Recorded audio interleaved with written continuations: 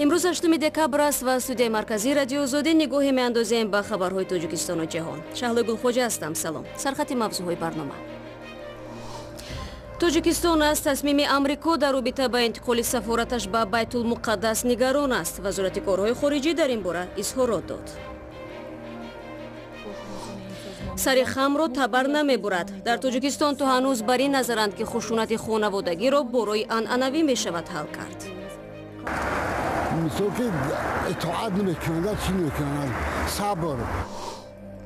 و سال نو می آید. به فرق سالهای پیش بازار تاجران ارچه‌های سنی سال نوی و تحفه‌های عیدانه در دوشنبه گرم شده است. این سالا باشد ارچه می‌خریم در سال نو نظر به سالهای پیشتر شروعش می‌گیریم. خیرالله میرسعیدов ژورنالیست و رهبر تیم حاضرجوابان تاجیکستان به حبس پیشکی گرفته شد. در این باره امروز 8 دکبر دادگاهی در ولایت سوخت حکم صادر کرد. میرسعیدov در نقض 4 ماده کودکس جنایی تاجیکستان، اسرافکاری، برانگیختن کینه و عداوت ملی و ساختکاری متهم شده است. این ماده ها از 12 تا 17 سال زندان را پیش بینی میکنند. میرسعیدov 39 ساله در گذشته به حیث خبرنگار آژانسی آزیا پلوس و موج آلمان کار کرده است. وزارت کارهای خارجی تاجیکستان روز 8 دکبر با پخش اظهاراتی از اقدام ایالات متحده آمریکا جهت انتقال نمایندگی دیپلماتی خود از شهر تل اویو به بیت المقدس نگرانی کرده است. در اظهارات گفته می شود که این تشبث به تلاش‌های چندین ساله کشورها برای ایجاد صلح بین فلسطین و اسرائیل لطمه جدی وارد می‌کند. در ادامه وزارت امور خارجه تاجیکستان امیدواری کرده است که همه جانب‌های منفعت‌دار از عمل‌هایی که خلاف با استقرار صلح و ثبات منطقه است خودداری میکنند. نگرانی وزارت کارهای خارجی تاجیکستان در حالی است که دیروز در پی پایتخت اسرائیل اعتراف شدن بیت المقدس از جانب پرزیدنت آمریکا در اسرائیل به ترتیبی رخ داد. روز جمعه در خود بیت المقدس اعتراضات زیاد نبود و اسرائیلی ها شمار معینی را به نماز جمعه در مسجد الاقصی راه دادند. وزیر امور خارجه تاجیکستان در حضور مقامات بلندپایه 10 کشور بعضی از نهادهای سازمان امنیت و همکاری اروپا را تنقید کرد که به اعضای حزب ممنوع نهضت اسلامی و گروه 24 منبر میدهند. سیراجدین اسلف در این باره روز 7 دکبر در نشست وزیران امور خارجه کشورهای عضو سازمان صحبت کرد. با باور ما این تمایل توهین‌آمیز نسبت به نگرانی‌های کشورهای عضو به اعتماد بین همدیگری ضربه می‌زند، اختلافات نظر را عمیق‌تر می‌برد و همکاری و مکالمه در سازمان امنیت و همکاری اروپا را از زیر خراب می‌کند. حکومت تاجیکستان امسال در جلسه ارزیابی وضع حقوق انسان در سازمان امنیت و همکاری اروپا شرکت نکرد. نمایندگان تاجیکستان سال 2016 نیز بعد راه یافتن اعضای حزب ممنوع نهضت اسلامی در نشست حقوق انسان در ورشو نمایشکارانه این نشست را ترک نموده بودند. رو می‌ریم به موضوعهای دیگر. دیروز شوکت میرزیویف رئیس جمهوری ازبکستان در نخستین سالگرد رهبریش 2700 زندانی را عفو کرد و بعضی نشریه‌های داخلی آن را بزرگترین عفو در تاریخ کشور نام بردند. همین طور 7 دکبر سفیر ازبکستان در دوشنبه بخشیده به 25 سالگی کنستیتوسیای کشور نشست خبری دایر نمود. در آن شاه قاسم شاه اسلام فعالیت یک ساله شوکت میرزیویف را نتیجه گیری کرد و از دورنمای رشد این کشور سخن گفت. البته در این بین از مناسبات تاجیکستان و ازبکستان زیاد شد. تفصیلات نشست که نزدیک 2 ساعت ادامه کرد در گزارش نوبتی. بخش اصلی سخنرانی سفیر ازبکستان به ساحه صنعت این کشور بخشیده شد. رشد این ساحه یکی از بخش‌های مهم استراتژی ازبکستان برای سالهای 2017-2025 عنوان می شود که از جانب شوکت میرزیویف رئیس جمهوری ازبکستان تصدیق شده است. با گفته شاه قاسم شاه اسلام فعلا ازبکستان از حساب محصولات داخلی خودکفا است و اکنون تلاش می کند که به بازار جهانی راه یابد. برای رسیدن به این هدف بخشی صنعت به اصلاحات نیاز دارد و با این مقصد ازبکستان بیش از 70 میلیارد دلار سرمایه جلب کرده است.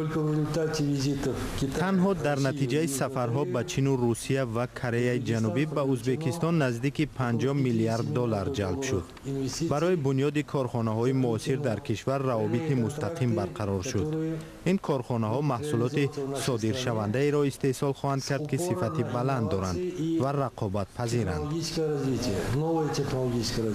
شاه قاسم شاه اسلاموف میگوید ازبکستان با مشکلات انرژتیکی روبرو است و این کمبودی را رشد با سرعت اقتصادی، افزایش اهالی و شهرها به بار آوردند. مقامات میخواهد تمام شبکه‌های برقی را تا سال 2020 بازبینی کند و استحصال نیروی برق را از 55 تا 72 میلیارد کیلووات رساند.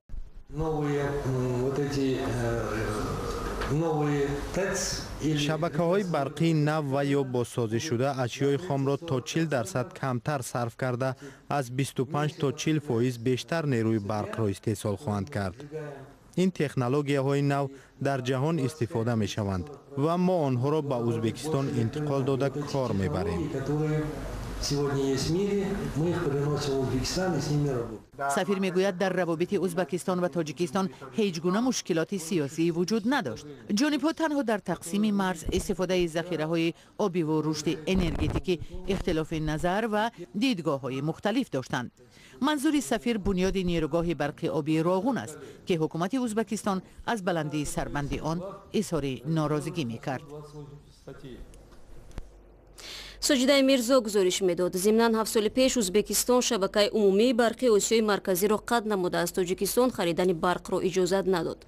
اسلام کریمов نیز بارها تاکید کرده بود که با بنیاد نیروگاه برقی آبی راغون موافقت نمیکند. ولی شوکت میرزیویف با چند اقدام خود برای برقرار کردن نظام مشترک برقرسانی میل نشان داد. تأسیس شبکه عمومی برای تاجیکستان امکان میدهد که در تابستان به کشورهای همسایه برق فروشد و در زمستان برعکس از آنها برق بگیرد. برنامه را ادامه میدیم. در تاجیکستان یک پژوهش سازمان جمعیتی معین کرده است که 3 حادثه های خانه ویرانکنی عروسان محض با سبب فشارهای خشونتباری اعضای عائله شوهر صورت میگیرد. اکثر زنانی که بعد جنجال با نزدیکان شوهر به خانه پدر برگشتند میگویند عروس خاندان در چشم آنها یک خدمتگار است. در حالی که سازمان های جمعیتی و بین المللی تلاش دارند چنین برخورد را در نسبت زنان تغییر بدهند، قشر بزرگسال همانا به صبر و تحمل دعوت میکنند. بعد همون جنگ جدالاشون اوچش نامد دادم نموند. دلشده نیم سال اخیر با 2 کودک از شوهرش جدا زندگی میکند. او میگوید 8 سال از اقربای شوهر خشونتی روانی دیده به خانه والدین کوچید. میگوید دل خوشدامنش را نیافت. هر روز همین جنگ جنجال از روی فرزند کمک مثال کسل میشد. خیلی فرزند از کودک معده از کسل میشد سر میکردن رو خونی و چد نبیو شین همونجا در ما همین شوی همین بچه ما هم تو بخشیدیم رو میگفتن همین 2 گب یک کپشون همین بود که رو شوهرم میدونست همش رو من بابا میگفتم میدون شوهرم اونقدر قطعی من مناقشه نمیکرد. میگفت که خیلی صبر کن طاقت کن چیکار کنم یک فرزندم چیکار کنم یک فرزندم. بر پایه یک پژوهش سازمان اینترنشنال آلرت 36% کلین ها از سوی اقربای شوهر خشونت میبینند. نیستیم که وضعیت اونقدر گویم که یعنی همه میدونن در تاجیکستان پوشیده نیست که مسئله زوروری نسبت زنان یا مسئله خشونت خانوادگی یکی از مسئله های گویم که اساسی که با برابری گویم که جندری در تاجیکستان گویم که صادر میشه. بعضی نمودها را حقارت یا که یگون گپ قبیح زدن یا یگون مثلا با قهر و غضب مثلا داد زدن این هم زوروری است. مردم این تو درک نمیکنند که این هم زوروری است. کارشناسان این سازمان میگویند مشکل اصلی زنان جوان صبر در برابر زوراوری است. برخی از آنها نیز خشونت را چون یک فرهنگی جایز قبول کردند. حیرت آور اون است که بسیار زنها مثلا فکر میکنند که این باید چنین باشه. مادامی که تو فرض کردیم برای مثلا اگر خوراک نپختی یا خوراکی بی‌مزه پختی شوهرت حق داره که تو رو رفت و کوب کند. یعنی تو همین درجه درک مردم در مسئله زوراوری نسبت زنان این ما رو به تعجب آورد. یک پرسش سری راهی هم در خیابان‌های دوشنبه نشان داد که اکثر ساکنان بر این نظرند که باید کلین‌ها پرطاقت و مهمتر از همه فرمانبرداری خوشدامن‌ها باشند. باید که کلین‌ها هم صبر کنند. حیات به درآمدن می صبر کنند، قناعت کنند. این زندگی به درآمدن می همه به یخل باید شو بیان خوشدامن بیان یخل معامله کنند. همین خوشدامنان بیکار به گاو نمیزنند. تو ما هم کلیش را آمدگیم طاقت کردن در کره همه پستی و بلندی و یا از یوشه خیلی جوان اگر طاقت کنن برد میکنن در زندگی. اختراعی هستم مثل که همو مثل که اطاعت نمیکنن چی نمیکنن صبر. ҳоло созмонҳои давлатӣ пеши худ мақсад гузоштаанд вазъи занонеро ки бар маҳрумию маҷрӯҳии худ созиш кардаанд тағйир диҳанд, дар баробари суннату тасаввурҳои мавҷуд ӯро тавонманд созанд.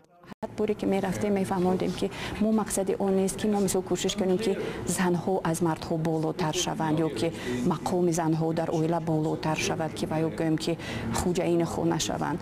مو مقصدمون از اون عبارت است که کوشش کنیم که به شما کمک رسانیم که در اویله مناسبتاتون خوب باشد. равоншиносон ҳам мегӯянд дар бархе ҳолатҳо беҳтар аст ки занҳо таҳаммул накунанд ва агар илоҷи дигар набуд ҷудо шуда аз пайи зиндагии худ шаванд.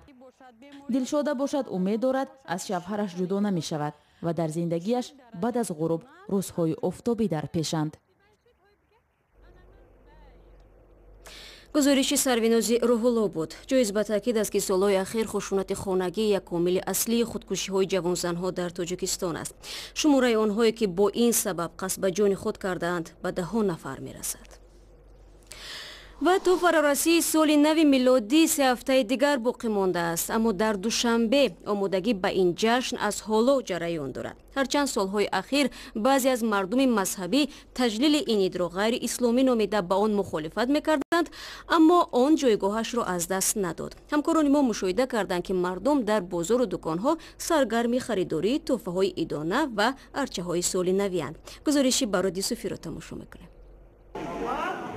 ҳанӯз як моҳ қабл аз фарорасии соли нави милодӣ тоҷирон дар дукону мағозаҳои душанбе арчаҳои сунъии мунаққаш ва дигар василаҳои ороишӣ ин ҷашнро ба фурӯш баровардаанд.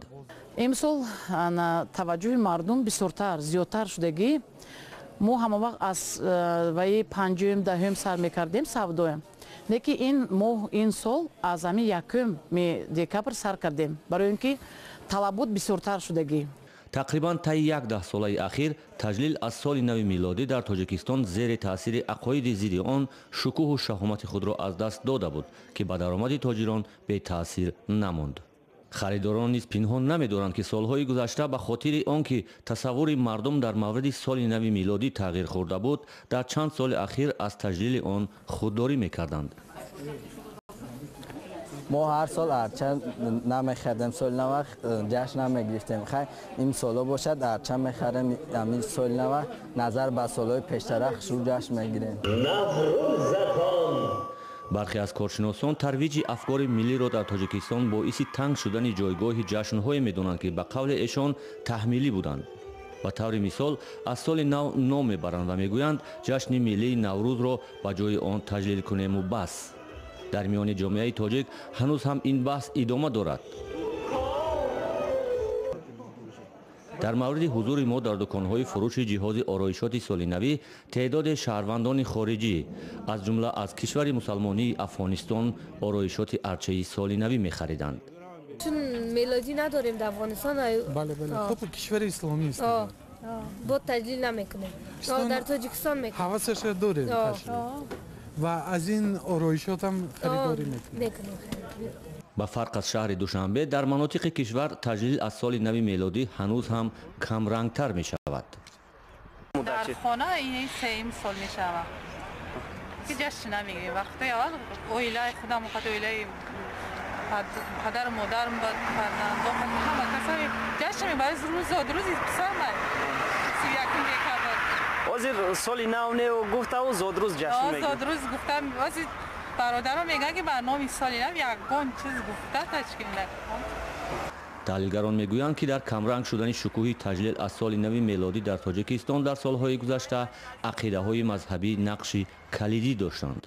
ما مولود پیغمبر اسلام جشن نمیکنیم، این مولود پیغمبر مسیحی را جشن میکنیم. اما خیلی عقیده‌ها زیادند در این باره.